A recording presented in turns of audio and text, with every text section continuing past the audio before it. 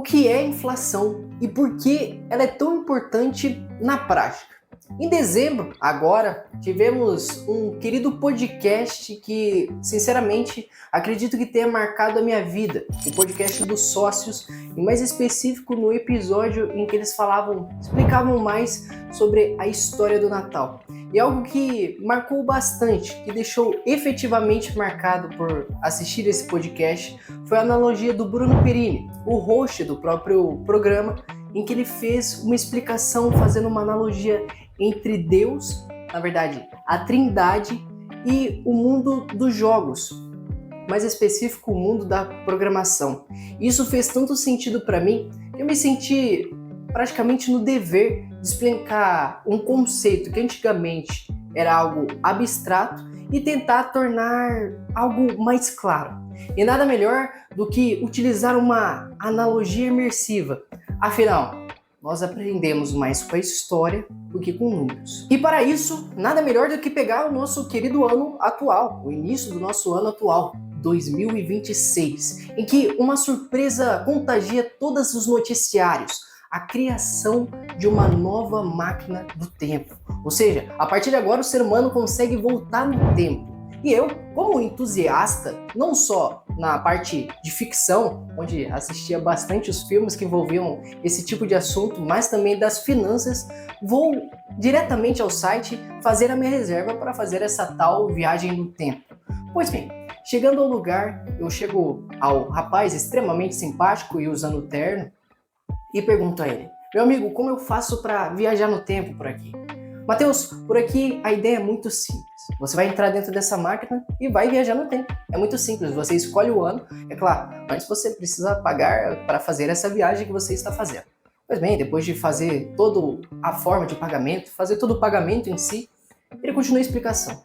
Matheus, eu tenho apenas uma pequena observação, fico muito feliz que você adquiriu esse passeio, mas eu preciso alertar. O seu dinheiro agora, ele não tem o mesmo poder de compra no passado. Ou seja, você vai retornar no passado e você vai notar que a sua moeda vai estar mais fraca. Como a sua moeda de agora não é a mesma do passado, você precisa passar numa casa de câmbio. Ou seja, ela vai fazer a conversão para você. Já que, caso as pessoas não tenham muita habilidade em matemáticas, ele já vai fazer todo o cálculo para você e vai entregar o dinheiro que você tem para usar na sua época. Fique calado e agradecer apenas as explicações e, por fim, entrei na máquina do tempo. Depois de uma estranha sensação, uma mistura de emoção, de felicidade e também muito medo, a máquina para de mexer e abre as portas. De maneira muito simples. Quando eu saio do lugar, já dou de cara a tal casa de câmbio que o rapaz havia me orientado. Chego então um pouco receoso de encontrar alguém um pouco diferente, mas não. É um senhor muito simpático, diga-se de passagem. Ele me diz: olá, meu jovem. Que felicidade ter você por aqui. Fico muito feliz de você ter feito essa viagem. Você trouxe o seu dinheiro para a gente fazer a troca e entrego uma moeda de R$1.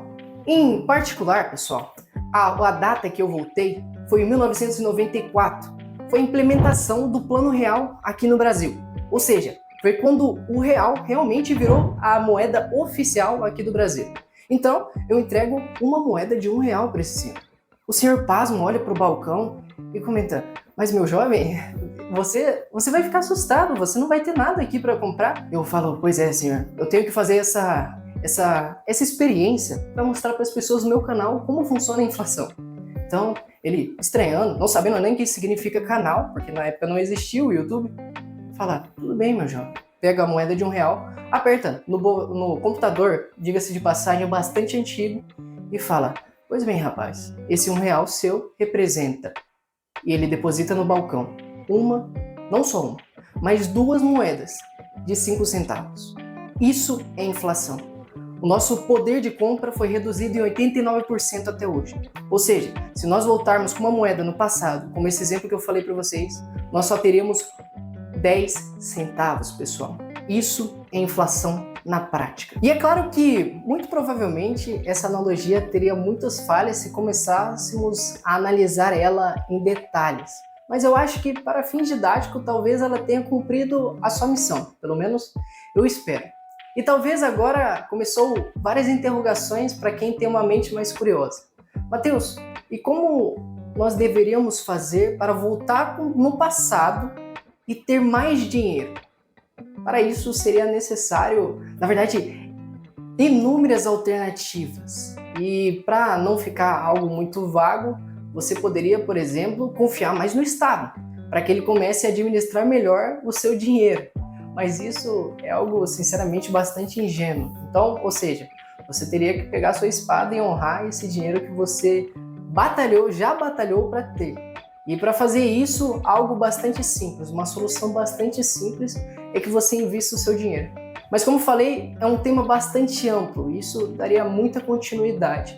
Mas antes mesmo de você precisar fazer investimentos, pensar em alternativas como essa, que com certeza aumentam sim a blindagem do seu patrimônio, algo bastante básico que você precisaria investir é ter um controle financeiro. É algo bastante simples, ter uma planilha financeira que ajude você a saber o que você deve fazer. E dentro do canal desenvolvemos uma planilha, ou melhor, um método GFP, onde nós ajudamos você a direcionar, corrigir e melhorar a eficiência, a sua conexão ali com o dinheiro, a sua usabilidade. E caso esse método tenha te chamado a atenção, não se esqueça de clicar aqui embaixo e seguir para o próximo link. E agora que já entendemos esse termo bastante abstrato, pelo menos para mim antigamente era muito abstrato, e também demos possíveis pontapés de soluções para combater esse dragão praticamente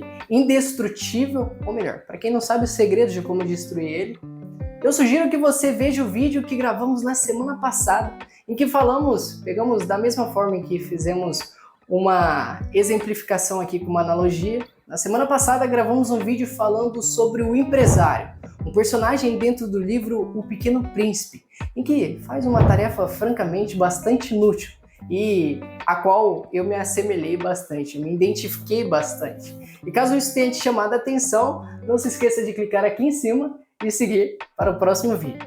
Pessoal, por minha parte, é isso. Espero muito que esse vídeo tenha te ajudado. Caso tenha te dado alguma ajuda, pelo menos, nem que seja pequena, não se esqueçam de se inscrever. Por minha parte, como eu disse, é só isso. Fiquem todos com Deus. Até semana que vem.